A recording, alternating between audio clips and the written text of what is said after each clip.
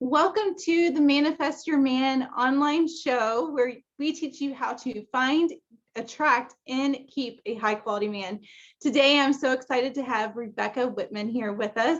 She is an expert that I have been dying to talk to, and so we saved one of the best for last in our interview series. After graduating from Princeton University, Rebecca started studying the art of dating in romance when she discovered the book, The Rules, in the late 1990s. When she moved to LA in the year 2001, she began studying the teachings of Dr. Pat Allen, the author of the New York Times bestselling book, Getting to I Do. She took countless seminars over the last 15 years with Dr. Allen and even went on a 3-day retreat to immerse herself in her philosophy. Pat Allen is a licensed psychologist, and Rebecca also saw her in private sessions with 3 different men whom she was in a relationship with at various times. And one of Rebecca's favorite dating books is Why Men Love Bitches by Sherry Argov. I'm not sure if I pronounced her name right, but I think we all know what that book is. So Rebecca completed the course and workbook by Catherine Woodward Thomas called Calling in the One. And soon after completing the 8-week intensive online workshop, she met her husband. She is no longer married to him, but through the pain of divorce, she has a deeper understanding of what it takes to have a successful relationship. In addition, Rebecca has studied with famous relationship guru Allison Armstrong, the creator of the life-changing classes called Understanding Men and Celebrating Men Satisfying Women. Rebecca has completed her entire curriculum of 6 different workshops, including the one on love and sex. Taking her passion for helping people find love to the internet, Rebecca co-hosted over 20 episodes of a YouTube show called Love Trends about dating and mating in LA. After going on 5 dating app sites and hiring a high-end matchmaker, Rebecca is happy to report she found her current boyfriend the old-fashioned way at a house party. She is now happily married and is excited to share her insights with others who are looking for true love. Rebecca is rated the #1 life coach by International Associates of Top Professionals and a published author of the book, How to Make a 6-Figure Income Working Part-Time, Business Life Universe, and Phenomenal Feminine Entrepreneurs. Wow, so many good things. I'm so excited to chat with you. So great to be here.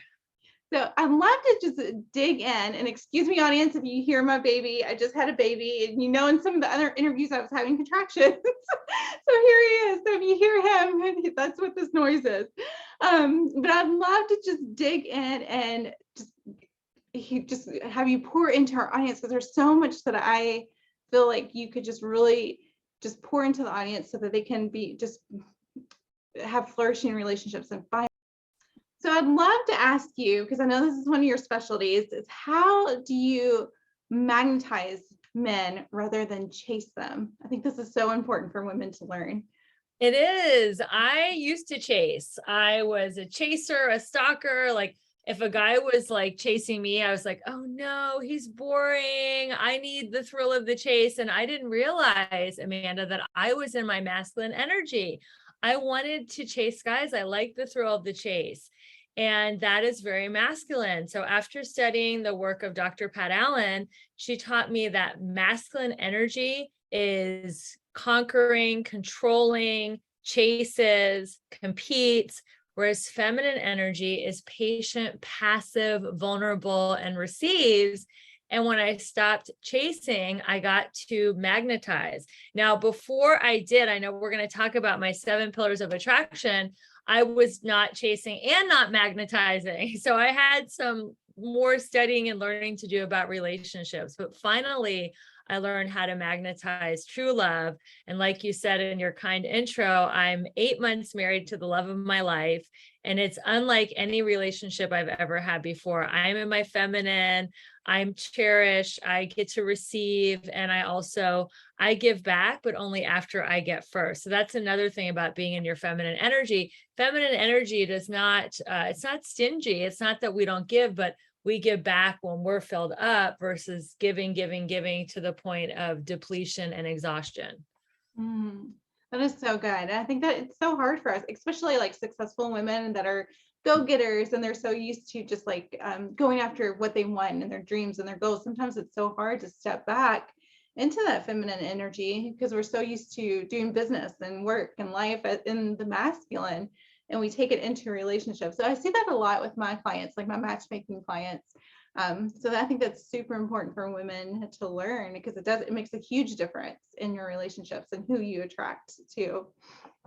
So That is so true, because I mean, everybody's masculine in the workplace. Everybody is going for their goals and dreams, and they're pushing their energy out and they're chasing after what they want. But women, if they want to, they might not want to manifest a masculine man. If they want to manifest a feminine man, keep going like that and chasing. But if you want to manifest a masculine man, then it's good to get into your feminine energy and learn how to be passive. yeah, it is. No, it was, excuse me. I was about to cough, but I'll try to hold it in. I was like that too with my man because I'm running business and I was so used to like chasing after my goals, my dreams, and I had to learn how to just step back and just release all of that when I came home and when I'm dating him. And it makes such a huge difference. I love the masculine man. So it works out great. So I'd love to hear more about your 7 pillars of attraction. I'm been dying to hear about this too. Yeah, absolutely. So basically, I got divorced when I was 45 years old, and I live in a town that is obsessed with youth, Los Angeles. And I was like, oh my God, how am I ever going to manifest my guy? And through doing these 7 pillars of attraction, I did. And a lot of people asked me, how did you do it? How did you do it? So what I did was I reverse engineered it. I'm like, okay, what did I do step by step by step to manifest a wonderful masculine guy after my divorce? So these are the 7 pillars of attraction. So the first pillar, Amanda, is to process and release your past. If you don't process and release your past, you're going to manifest the same guy over and over and over and over again. So if you are attracted to a narcissist in your last relationship, if you're just like, F him, I'm moving on. If you don't process that with a coach or a therapist, you are going to attract the same exact type of guy. So I used to have the same type. I used to call it a Rebecca classic over and over and over again until I did some serious work with a coach. So the second pillar is radical self-acceptance. So women are like, oh, well, I'll get ready to date when I lose 10 pounds, when I get my finances in order, when I move to a different house or a condo or move cities, because there's so many more men in a different city. And it's like, everything is right about you. You are ready to date right now. Everything, every hair, every pimple, everything, whatever, 5 pounds, 10 pounds, I don't care. Your finances are in order or not, you are ready to date. So that's the second step, radical self-acceptance. The third step we touched on, Amanda, is masculine and feminine energy. So decide, what do you want to be? Do you want to be the masculine, which is fine if you want to compete, control, conquer, and chase, or do you want to be the feminine, which is receptive, available, and respectful? So it is, a lot of people are like, oh my God, that's so like not feminist. And I am feminist. I do believe that women should have equal pay for equal work, but I don't think that the movement of feminism changed the biological makeup of men, and men are still wired like a caveman to go out and hunt the woolly mammoth. And if you're the woolly mammoth dead on the doorstep, that's not such a turn on. So that's why it's so important to decide if you want to be masculine or feminine. The fourth pillar is where to fish. Where do you want to find that guy? Do you want to hire a high-end, wonderful matchmaker like Amanda? Do you want to do internet dating? Do you want to go to the local bar? Do you want to sit at a Starbucks and like look cute and just do all your work from a Starbucks? Like, where do you want to fish and get your guy? And I say the more fishing poles you have out there in the pond, the more guys you're going to get to select from. So if you're excited, fish everywhere you can. The next step is first date etiquette. Now, this is so important because internet dating is crazy. And I've been on probably over 100 internet dates, and I've learned, oh, wow, what gets a second date, what doesn't. So simple things, Amanda, like be on time, dress attractively, but not too sexy, leave your phone in your purse, let the guy pay. That's a huge thing because women are taught if they don't reach for their wallet, it's rude. But with a masculine guy, they want to pay. So don't reach for your wallet. Don't talk about anything serious, like don't trauma bond and be like, oh my God, you should hear what happened to me. My childhood was so bad. You know, keep it light and polite. And if you want to be feminine, don't brag about how you're kicking butt in your career. Just be very humble. So there's many more, but we'll go on to the next pillar, and that is dating life. So if you are in the feminine, that means do not initiate calls and texts. You can respond. And I like the match and mirror technique. You don't, if they say hi, you don't want to send a paragraph. They say hi, you say hi. They send a smile emoji, you send a smile emoji. If you do the match and mirror technique, you will not be leading the conversation. And that's really important if you want to be in the feminine, because men want to feel like they're chasing you. Another thing about the dating life, which is the sixth pillar, do not redo the date. If the guy's like, oh my God, I'm so excited, we're going to go have pizza and go bowling. Don't say, oh my God, well, I don't eat carbs and bowling is just not my sport. I suck at it. Be like, oh my God, that sounds fun. Like, be agreeable. You're lucky in this day and age where so many men are feminine to even have a guy planning a date. Like that is a really big deal. And if you say, well, I don't want to do this, I want to do that, that just completely emasculates and deflates him. So we want to just be like, yeah, that sounds great. This is a big thing that I learned from Allison Armstrong. When you're on your first date, or at least if some people don't have the courage to do it during the second or third date, is say what your dating purpose is. Like the guy might be looking for casual sex, you know? So you can say, my dating purpose is I'm looking for a long-term romantic partner. What is your dating purpose? And it's so funny, Amanda, so many of my clients are so scared to say that because they're taught the same way I was taught. Oh, act like you don't care. Act like you don't want a relationship. Act like you don't want marriage. Act like you don't want kids. And then you get totally bonded to some guy who doesn't even want a relationship. And you waste a lot of valuable time. So it's okay, ladies, to say my dating purpose is, and say it. If you're too nervous to say marriage and kids, like I was, I just say a long-term romantic partner. And finally, the seventh pillar is close the deal. So again, this is controversial. This is something that I had to learn from Pat Allen, is negotiate before having sex. I would have sex and hope to God I was going to be their girlfriend. And most of the time, if I had sex without a negotiation, I would never hear from them again. And it was extremely painful to give my body to someone and then they don't even want to be my boyfriend. It was really, really devastating, more times than I wanted to count. And then I started to realize, Amanda, oh, they're asking something from me. They're asking for my body. That is, you know, my body is my temple. That is a huge thing that they're asking. It's not something I take lightly. I get to ask something from them. So I believe in negotiating exclusivity, social and sexual exclusivity. So there's so many people online, Facebook, Instagram, all this stuff. You could have sexual exclusivity and the guy's only having sex with you, and then he's chit-chatting online and having coffee with everyone, all the other women. Well, that's not what I recommend. I recommend negotiating sexual and social monogamy. That includes making sure that both of you are off all dating apps if you agree to be monogamous socially as well as sexually.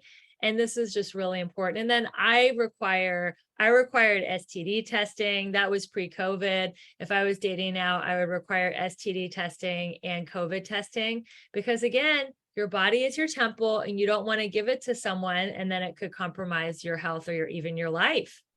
Right.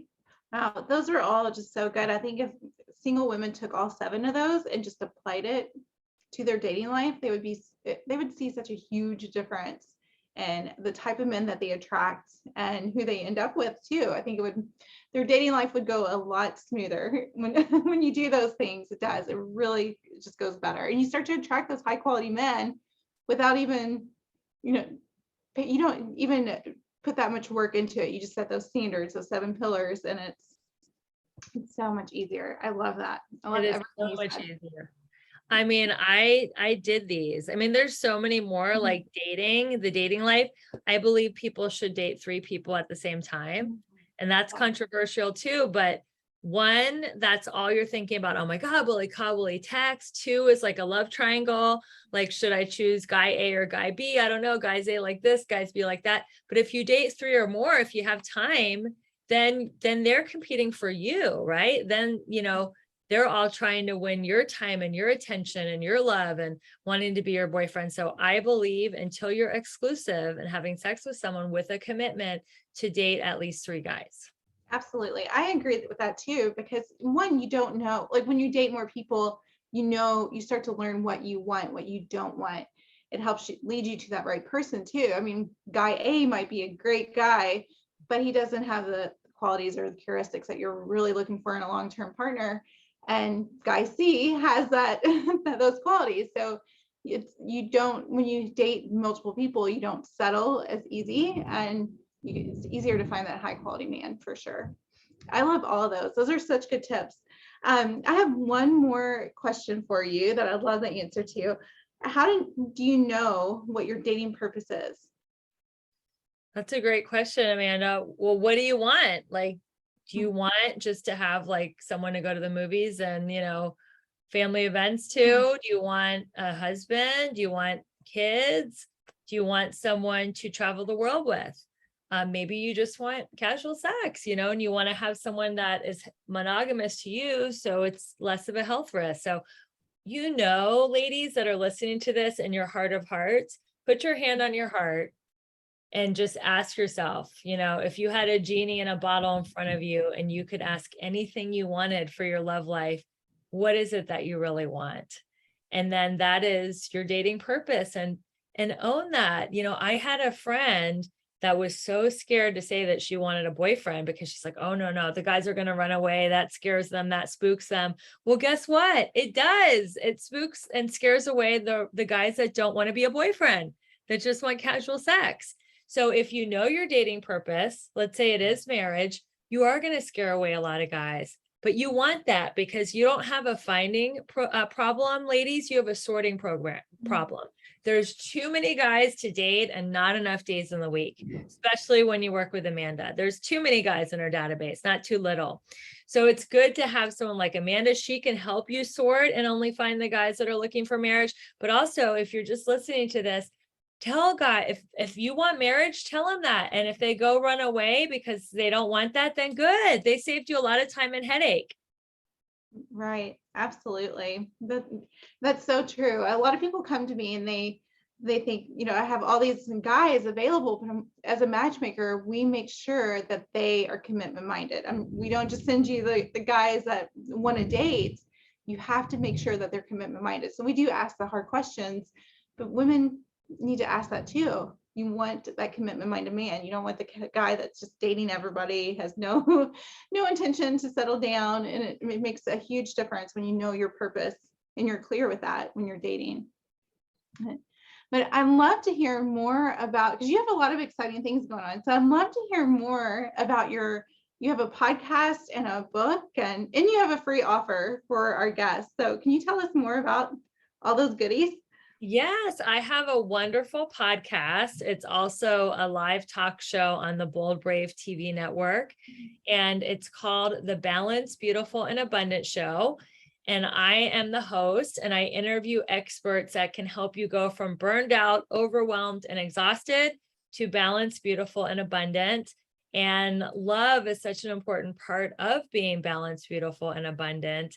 And it's just, if you're looking for love, money, fitness, they're all intertwined. If you're feeling healthy in your body, if you're feeling good financially, if you have great friends, if you are spiritually connected, those are going to make you more attractive as a partner. So I really recommend you listen to the show. It's called The Balanced, Beautiful, and Abundant Show. It's also on Apple, Spotify, Google, Amazon, everywhere there's podcasts. Another thing that you mentioned, I do have a book. It's called How to Make a Six-Figure Income Working Part-Time. And in the book, I like 7 pillars. I have 7 pillars of abundance. And these 7 pillars of abundance, again, They set you up for being more attractive because you're happier. And I like what Audrey Hepburn said, happy girls are the prettiest. So if you're happy, you are going to raise your vibration and you're going to magnetize that love a lot faster than if you're unhappy. And if you're unhappy, you attract who you are, not who you want. So if you're unhappy, depressed, cynical, and jaded, guess who you're going to attract? Someone who's unhappy, depressed, cynical, and jaded. If you're happy, abundant, radiant, healthy, then you are going to attract someone who is healthy, happy, abundant, radiant, and healthy. And I also have I have affirmations at the end of every chapter. And one of my good friends credits this affirmation for finally manifesting the love of her life. She said she has it taped to her door. And each chapter has 3 affirmations. So since we're doing a wonderful summit on magnetizing your man, is it magnetizing or manifesting? Manifesting. Manifesting. But the same thing. Yeah, same thing. I am magically and passionately in love with my soulmate. So these are affirmations, ladies, you want to say every day. I have a healthy, loving, committed relationship, and I am able to be a loving presence in the world. Because if you want to manifest it, you have to be it first. If you want more money, be more generous. If you want more love, be more loving. So those are 2 things I have going on. And then I have a wonderful free gift. It's called the Abundance Journal. And I found this journal when I was 19 years old. I really believe an angel gave it to me. Her name was Janet. She gave me these journal prompts. She called it a God journal, and I never saw her again. But I've been writing these journal prompts every day for decades, and they get your mind tuned into abundance. They get you thinking about all the blessings, all the good things in your life. And these journal prompts will get your mind ready to manifest your man. So it's all, ladies, it seems like it's a thing of going on dates and finding the right guy. It all starts in your mindset and your heart set. And it's an inside job. And then the outside matches the inside. So doing these abundance journal prompts are going to help get your mind and your heart ready for your guy. So I highly recommend that you download the abundance journal. It's a great way to just have abundance in your life and love, money, health. You can have abundance in everything. Absolutely. It's so powerful. So many good resources for our audience. I highly recommend that you all go take advantage of each and every one because it will change your life for sure. Thank you so much for being with us today. If you could just give one piece of like actionable advice for our audience today on what they could do right now to up-level their love life and dating life, what would you tell them?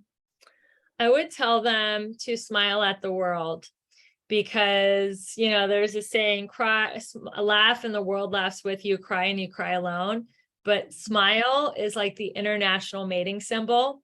So but if you just hone in on the guys and you look like, too desperate, just smile at everyone. Smile at the cashier in the grocery store. Smile at the little kid who walks by you going to school. Smile at women. Smile, make eye contact and smile at everyone.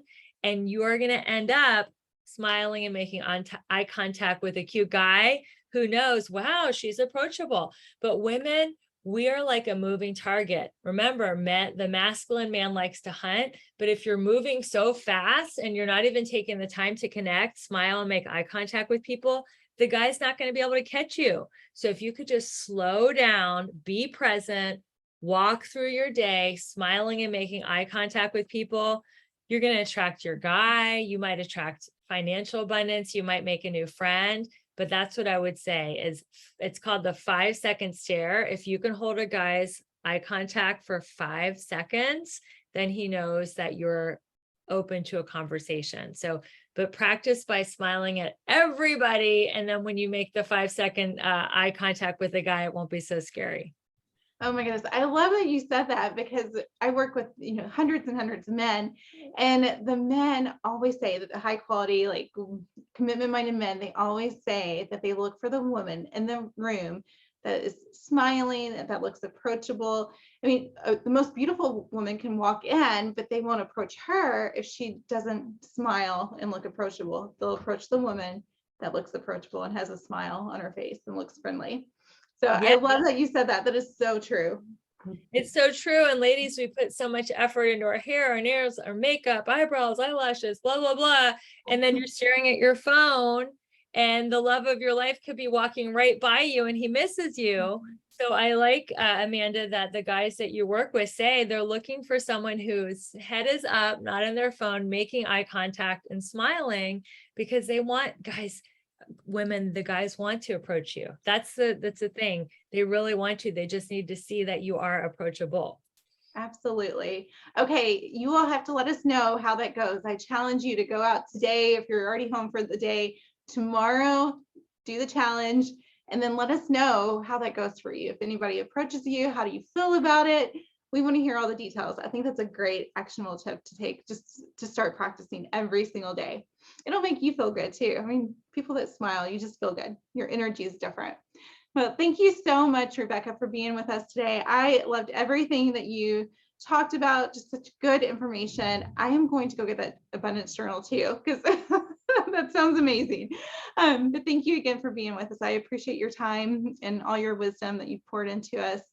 And audience, make sure, I think we have a couple more interviews, so make sure that you tune in to the next one. Have a wonderful day. Thank you.